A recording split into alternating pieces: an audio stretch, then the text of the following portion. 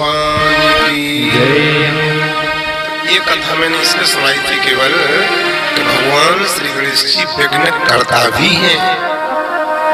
किसी भी कार्य को आरंभ करने के पहले यदि आप भगवान गणेश जी का स्तवन नहीं करोगे, गणेश जी का ध्यान नहीं करोगे, गणेश जी का आह्वान नहीं करोगे, गणेश जी का पूजन नहीं करोगे, तो गणेश जी से आज्ञा नहीं लोगे, तो आपका कार्य कभी पूरा नहीं हो पाएगा।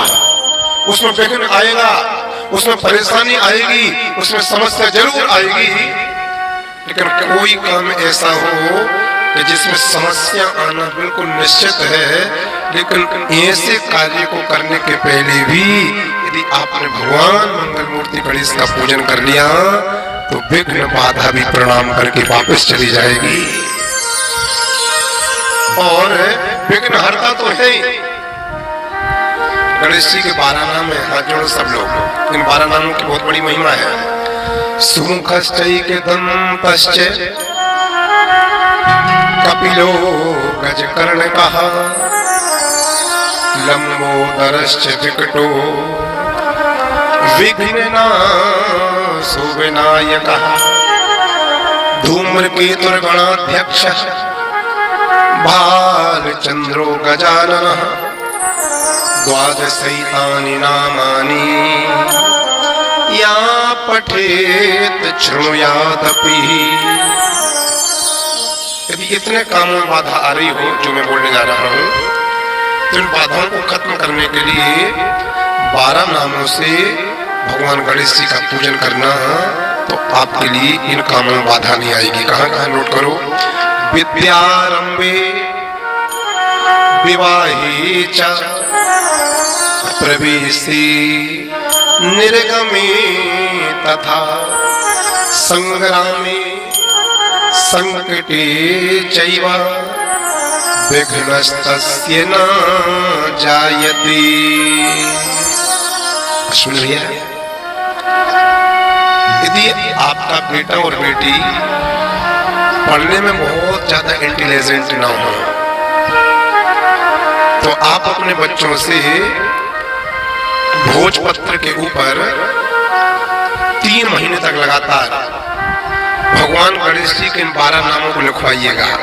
सुमुखश्चैकदन्तश्च कपिलो गजकर्णकः, लंबोदरश्च विकटो विघ्ननाशो विनायकः, धूम्रकेतुर्गणाध्यक्षः बालचंद्रो गजाननः, द्वादशैतानि नामानि या पठेत शृणुयादपि।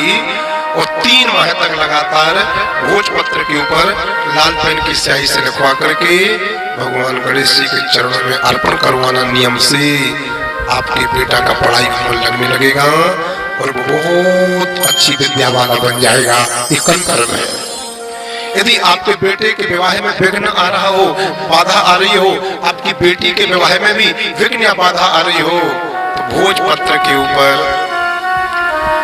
मात्र 45 दिन तक लाल पेन की स्याही से इन नामों को लिखवाओ गणेश जी के, जिनके विवाह में बाधा आ रही हो, और गणेश जी के चरणों में रख करके सरसों के तेल का दीपक जलवाओ रोज, और 1 सूखा नारियल पहले दिन और 1 सूखा नारियल अंतिम दिन गणेश जी के चरणों में अर्पण कर देना। ये विवाह संबंधी बाधा भी तत्काल समाप्त हो जाएगी और कन्या को भगवान शिव के जैसा, भगवान कृष्ण के जैसा वर प्राप्त हो जाएगा। और वर के लिए माता पार्वती के जैसी और मैया रुक्मिणी के जैसी सुंदर पत्नी प्राप्त हो जाएगी। एक कंकर्म है। गणेश जी दोषों को समाप्त करते हैं। कुंडली में यदि ये विघ्न हो, तो किसी को राजयोग में यदि कोई बाधा आ रही हो, कोई परेशानी आ रही हो, कोई समस्या आ रही हो, अपने वाले ही यदि आगे न बढ़ने दे रहे हो और उसको अपना राजयोग मजबूत करना है, तो 1 वर्ष तक भगवान श्री गणेश जी के योग मजबूत हो जाएगा और बड़े बड़े समाज सेवक आपके साथ में आकर के आपका सहयोग करके आपको आगे बढ़ाने के लिए तत्पर बने रहेंगे। राजयोग मजबूत करते हैं भगवान गणेश जी के ये 12 नाम। आप अपना घर बनवाओ और घर का गृह प्रवेश करना हो तो अपने घर के दरवाजे पर गणेश जी के इन 12 नामों को पहले इंगित किया करो।